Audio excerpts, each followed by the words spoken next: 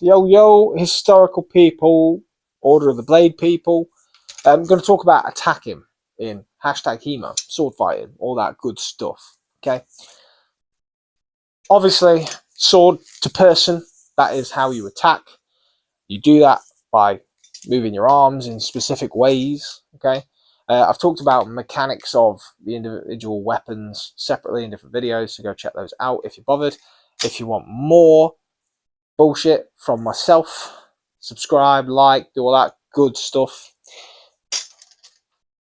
How should I be thinking about my attacks? Okay, a lot of people, especially when we're starting out, we're thinking, how do I land this perfect attack? I know me personally, I always felt like I wanted to be a sniper, and just whenever I attack, that lands, and I don't have to do the extra work of learning the binding and all the other cool stuff. Not a reliable thing to do, really. There's times it can happen, especially with leg shots and arm shots. Like, you know, you can outtime people, you can outrange people. It's not a problem. But you can't rely on it 100% of the time. You have to know the other bits and bobs, okay? So you can sometimes land your first attack, but not regularly, not reliably, I suppose. Some people can, but they're really good, and we're not really good yet. So we have to think about the other stuff. Intentions. So your first attack, that's your first intention, or your first action. I don't know why we come up with fancier words for normal words, but we do. Keeps us in a job, I suppose. My first intention is that attack, okay? But I've got no guarantee that's going to hit you, okay? So I need to be mindful. I need to be thinking into my second intention. Sometimes the third, the fourth, realistically, second and third, you'll be fine. Like, it's very rare you have to plan into the fourth and fifth. Like, you end up fighting into the fourth and fifth, but you won't necessarily plan to, and I don't think it's useful to plan to. You only really want to be thinking a couple actions ahead, unless you're some super genius that can cope with all that. I am not. So my first intention here, but realistically, I'll be setting up. I'm over here now, so I'm expecting you to come this way. So now I'm getting in that ox and I'm going to poke you in the face. Or maybe I'm sending that out nice and heavy, and then I'm expecting you to move, or I've seen that you come round with your hands up. So as soon as you move now, I'm going to snap those hands and then retreat out of distance. Second intention, that's what I'm working to, okay? Third intention will be something like, I'm going to attack here. As soon as you move, I'm going to flick a strike out there. And then if that works, I'm going to move into the ox and poke you. That's kind of where you're thinking should be, needs to be, whatever. I like to train things in little variants of 3 like that, both ways. So it's good to have plans on the attack going forward, but it's also nice to have a little plan on the retreat as well.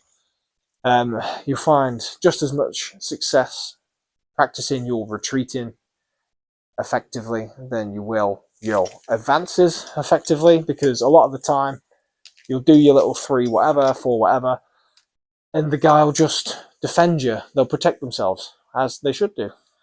And then you're kind of left sat there, and you usually take a hit. So after whatever's happened, you need to retreat, okay? So I know we're talking about attacking, but pay attention to how you're getting out of situations. My favorite way to run away from combat is some kind of uppercut attack, because highly likely you can just catch a hand on the way out, or it seems that uppercut attacks, underhows, whatever you call them, like, people just aren't as used to dealing with them, so it just confuses them a bit. It might make them just kind of ease off. I like them, but yeah, defensively, I find them more useful than offensively sometimes.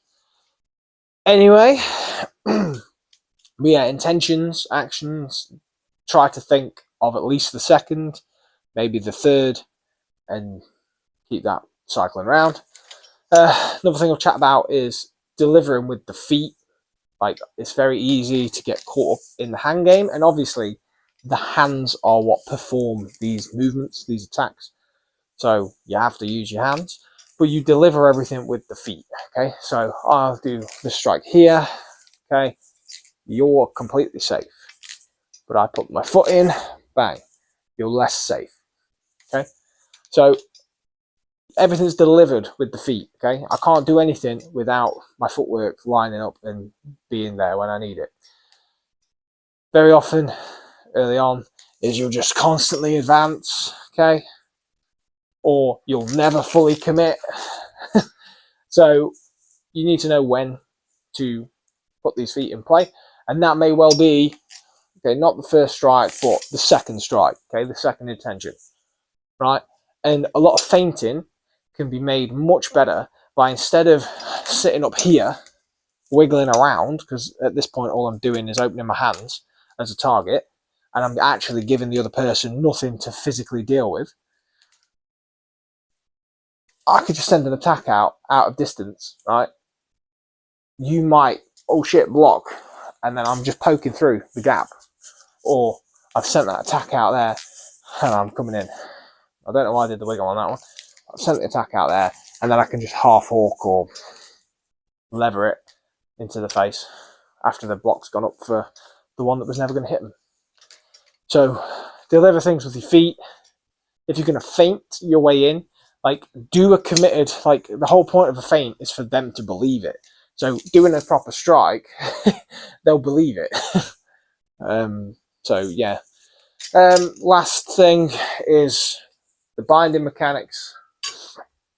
So this is also a really good one when you're thinking second intention, and people in my club definitely don't utilize this enough. But okay, I've attacked in, right? You block me. Okay, if you're blocking me and you're just blocking that top edge there, see that? So if I'm weak to strong, and this is the whole point for the weak to strong debate, the thing, the whatever, the theory, right? That can tip through. It can just tip through. Okay, if we're kind of mid, no one can kind of tip through. If we're weak, no one can tip through, really. If I'm strong, I can tip through. Okay, so when I'm attacking, I can plan that in. So I can send an attack out here. They'll block me, but I'll just commit my footwork and move forward. Now I'm a bit stronger. I can tip in.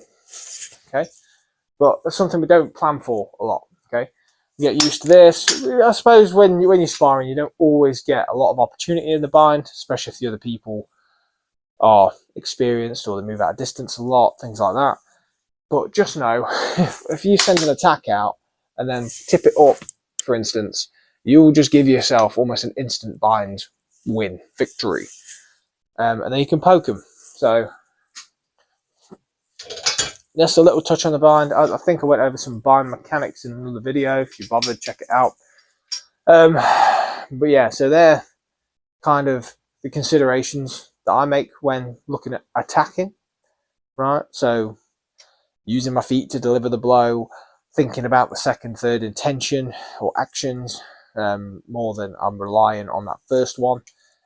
Feinting by using actual attacks and then committing my feet on the second. And then worrying about that bind mechanic. So, okay, I've connected. Now I'm in. Right, I'm going to use that to my advantage and not let you use it to your advantage. Yeah. Hopefully that's useful. Like I say, you want to see some more of this shite, like and subscribe, and I'll see you in a bit.